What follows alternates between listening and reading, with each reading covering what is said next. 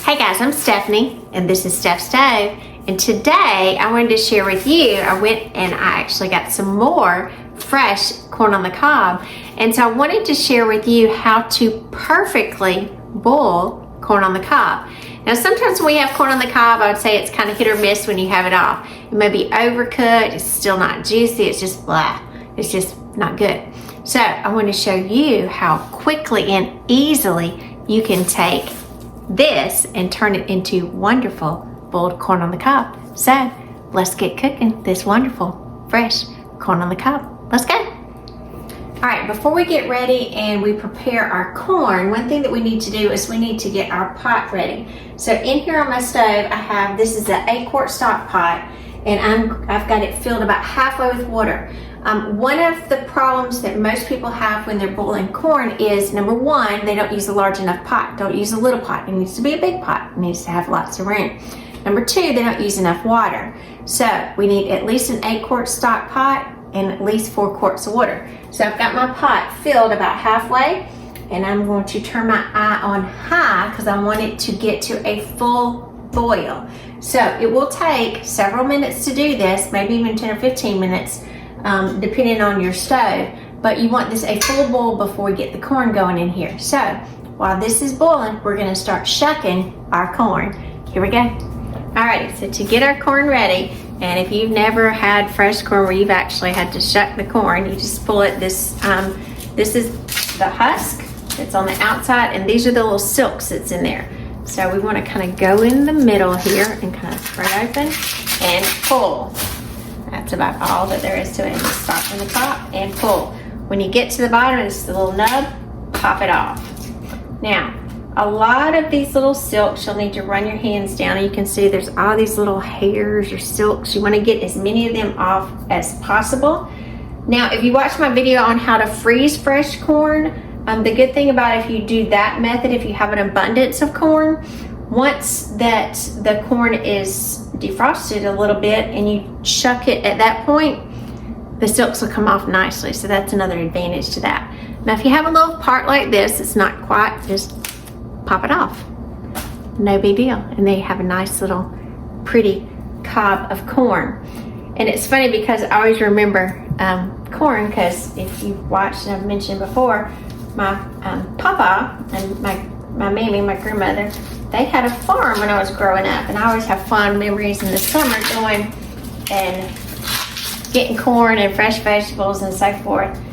And one time, goodness, I'll tell you, I remember I got in a lot of trouble when it was corn time, because where we live in town, it was not far from where my grandparents' farm was. I'd say about a 10-minute drive or 15-minute drive, but it was considered long distance. So for all of you that are older that know what I'm talking about in town, you know, when you call it long distance, you got in trouble because those calls cost extra.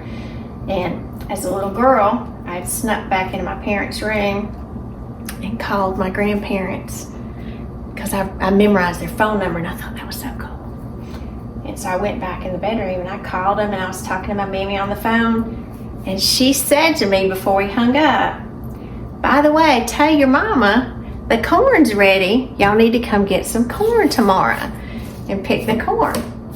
So I said, great. I was excited because we were getting fresh corn. We were going to go all pick the corn, and my mama was going to put it up in all kind of ways. And when I went into the living room, my mom said, "What you been doing?" I said, "Oh, not a lot." And I said, "Oh, by the way, Mamie said the corn's in." And she said, "How do you know the corn's in?" Busted. I was cold busted.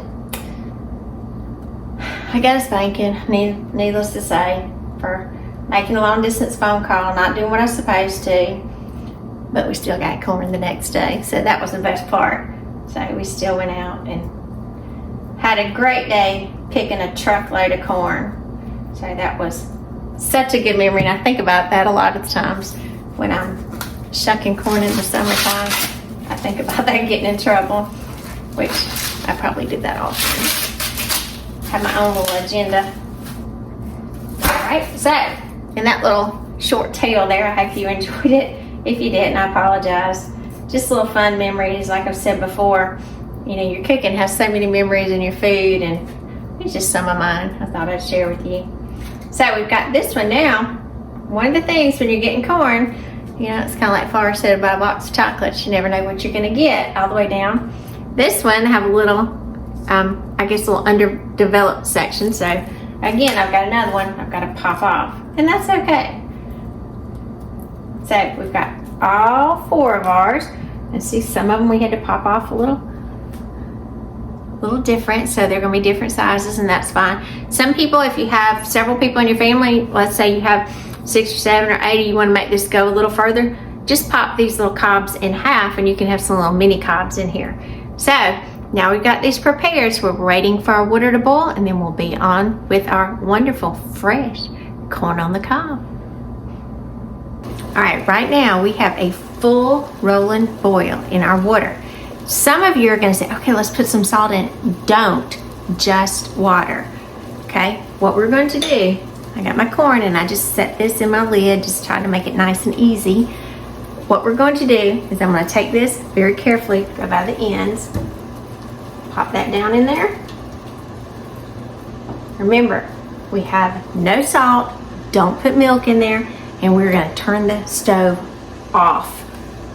Put the lid, set your timer, 10 minutes. In 10 minutes, we're gonna have perfectly cooked corn on the cob. See you in 10. Okay, our corn has been going for 10 minutes. Now, you can leave it in here a little bit longer, but I would not for any reason exceed up to 30 minutes. 10 minutes is ideal, a little bit longer, like if you're finishing the rest of your meal prep or so forth, but do not exceed more than 30 minutes. So, all that steam, let's get this corn out. Okay, make sure you get you some tongs and lean back because this is very steamy. At this point, let's pull them out. Just beautiful, look at that. Which other cats? I can get this dishcloth up here. So you can see they are plump and juicy. They are not dented in. They are not kind of overcooked. They are just right. You're gonna see they're gonna just pop and explode with corn goodness in just a minute when we taste it. All right, that's 3. Let me get number 4 out of here. And if you're someone that you like, kind of the little corn holders at the bottom, I know my husband likes to use those because it gets so hot when he's holding it. He generally uses those. A lot of times I just try to go in with it. Now, I'm going to use this little one for this sake, but when you're buttering it, remember, we didn't add any salt, any butter, any milk. Don't add any of those because that actually dries your corn out. It doesn't help it. Salt, it takes too long, much longer than you'd ever be cooking it for the salt to get into the corn. Same way as the milk or all the butter. Don't waste your stuff while you're cooking it. Do it afterwards. So, the best way to do this is get 1 stick of butter, a designated butter stick. Pop that right there on the top and roll it. It is hot. Roll that in the butter to butter that corn cob. So this will be our corn butter. So just roll that right in there. If you leave it in there for a minute, it'll make, you can see a little well in there and it'll kind of hold it. Ooh, there we go. Look at that. Look at that. And it'll kind of melt on there. Kind of give it a minute to cool off too. So this one I'm going to jump into and eat. One of the other ways you can add salt to it, if you like, you can add seasoned salt if you like as well. So I'm going to put a little seasoned salt on here and kind of put it to the side. Grab it here and salt it just a little bit. And there, I like that pretty color. Let's get that salted up. Adds a little extra flavor to it. All right, good. It's fine. Get it now. And the other thing about corn is, what kind of corn eater are you? Are you the one that's like the typewriter that goes ding, ding, ding, ding? Or what are you? I'm kind of like the typewriter. I go back and forth, 1 row at a time. That's some good corn. Ooh, that's good.